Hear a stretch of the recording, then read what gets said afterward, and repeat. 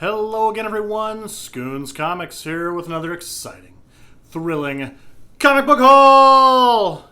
Oh, and it's exciting today, people. It is so exciting. First off, let's address the elephant in the room, or the extremely loud shirt in the room. Yes, I am wearing a super, super ugly shirt, but I love it. This has been living in my closet for years. I don't wear it much, but felt today was a fine day. It also reminds me of one of my favorite channels here on YouTube is a gentleman, Captain Strangelife. I'll put the link in the description. Gentleman often will wear, like, not necessarily this, but like a Hawaiian print. Amazing collection of comics, amazing channel, so low-key. The guy's just laid back, just shows these amazing comics. He also is always drinking tea or a beverage of some sort, or often eating. It's just real homey. You're just sitting in the guy's living room. It's great. Love the channel. So anyway, this shirt made me think of Captain Strangelife, and that's always a good thing. So real small haul here, but I'm super excited about it because I finally found some key books on the cheap. Not just like, you know, they're good books, a couple good books, but I'm getting ahead of myself here. So, another quick shout out, another one of the channels I really enjoy is Reed Comics 81. That's R-E-E-D Comics 81. I'll put the link in the description as well.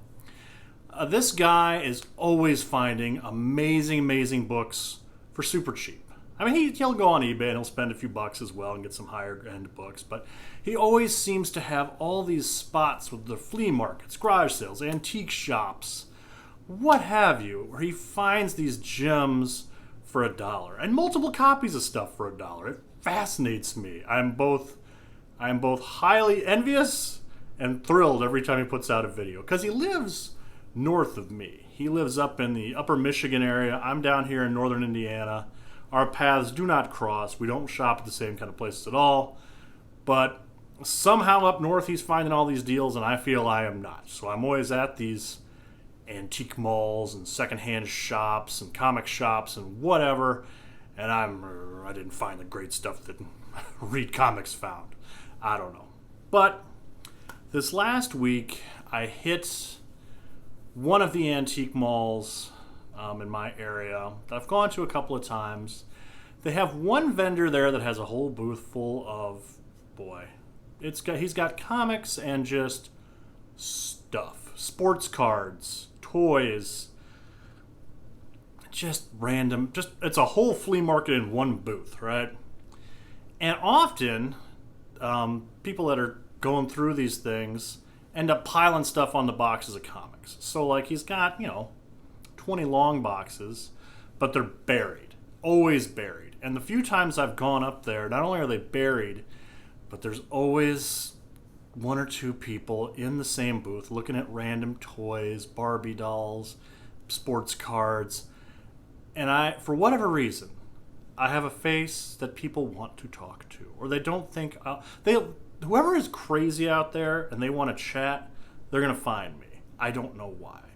So anytime I've gone and I've tried to move toys and things off these long boxes, I always get some very nice, no one's ever been mean or rude or really crazy, but I get people that just want to blather on at me about things that I just don't have any interest in. I'm glad you found a Barbie doll, that's wonderful. I'm glad you found some 1987 Topps baseball cards for cheap. Please leave me be. I'm looking for my books, man, but that's okay. That's fine. So anyway, I've went through the books, about half the books once, and there's some run filler stuff in there, but nothing that I was really jonesed about. Stuff that I was like, this can stay here. I can come back another day. So I went and I decided I was going to make some time, and by God, I was going to tear through these things. And I tore through all 20 of these boxes, and I didn't find much. There's some run filler stuff, but nothing that, all the boxes were marked $2 to $3 per comic. Not my dollar books or 4 for $1, that I like. So I'd made a little stack, but I decided I wasn't going to pick those up at that time. I figured they'd be there buried under sports cards and things for forever. No problem. Well, as I'm finishing up, the owner of the booth shows up. He's carrying a long box. And he's like, "Oh, I got fresh books here, fresh books. You'll be the first to check them out." I'm like, oh, this is exciting. And he's like, "I got 3 more in the car. Hold on a second." And he wouldn't let me go through them. He's like, he put the thing down on the ground as I'm finishing one of his regular boxes. And I'm like, So he comes in with a dolly with the other 3 boxes. And he's like, "Go through here. These are all $2-3, but just let me know what you want. I'll give you a great deal." I'm like, "Oh, great. Fantastic." So I'm pumped now. I'm pumped. I'm like, "Oh, fresh books. No one's seen these yet. I am the first to get my grubby little hands on these things." And it's all independent stuff. Image books, a lot of independent publishers, Eternity Comics, a lot of Pacific Comics, just off the wall, random stuff from all over the map. But he had a series that I needed to finish, Jack Kirby goodness. He had the last few issues of that I needed. And he had a first appearance of a character that I've been dying to own, that I've been hunting for, trying to find it on the cheap, because I don't want to spend the money on eBay to buy it, and I never find the darn thing. He had it. He had it. So I'm over the moon. And I have my little stack here. Just 7 books. And he's like, "Meh, I'll walk up there with you. But give me $5. $5. $5, I got these 7 books, which I'm about to show you right now. I finished off my Captain Victory run. I'm saving the best for last, so calm down. You heard Captain Victory. You wanted to change it because it's not that good. I got you. Hang on. Captain Victory is good. Captain Victory number 3. Captain Victory and the Galactic Rangers. Jack Kirby, towards the end of his comic producing days. It's, again, Captain Victory, if you've seen my other videos, is what Jack Kirby calls Star Wars done right. It is not. But I look forward now. I have all the issues. I'm going to read this whole thing. But it's Jack Kirby. I'm a completionist, so now I own them all. I'm thrilled. So here's number 3. Oh, this also, you know what? This also is a minor, I'm not going to say a key. It's the first time Miss Mystic, here in the corner, makes her debut. First appearance of Miss Mystic from Neil Adams, comic legend Neil Adams. Does this backup feature, so that's a cool thing to have, right? I'll take that. Then we had Captain Victory and the Galactic Rangers number 4, which I needed. Featuring, the Goozlebobber, as they're debuting there.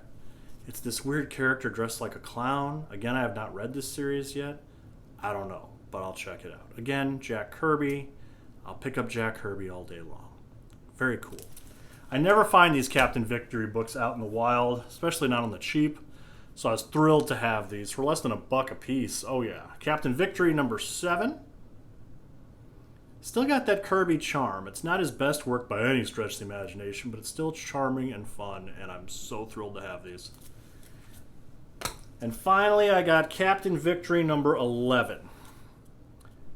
The colors on these are terrible. It looks like magic marker. They had a very limited color palette they could use because these are independently produced books. This is not Marvel or DC. This is Pacific Comics, one of the first independent comic publishers out there.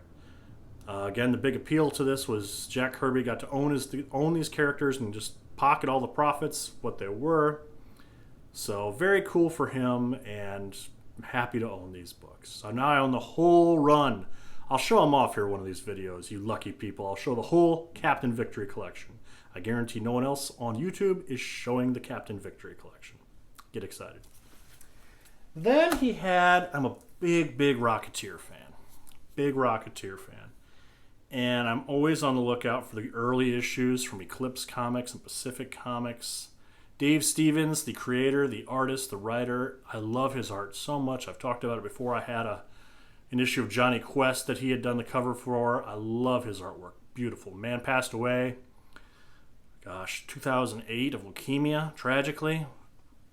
Great artist. Not appreciated nearly enough in his time. But they had this beautiful copy of the Rocketeer Special Edition number 1 from Eclipse Comics. Oh, it's such nice shape. And to find this in the wild for cheap, oh, so good. I'm really excited to have this. Beautiful book. It's great. Love The Rocketeer. I'm always on the hunt for the first appearance in Star Slayer #2. Is a backup feature, and I could never find that book on the cheap. It's always on eBay. They've announced a new Rocketeer cartoon on Disney Plus, I believe, or Disney, whatever, one of the Disney channels. It's like the daughter of the Rocketeer. It's like Doc McStuffin's cutesy animation style, which I'm great, fantastic. Keeping the name alive, keeping the character sort of alive. The trailer's on YouTube. Cool, fine. But yeah, Rocketeer. And then I found, I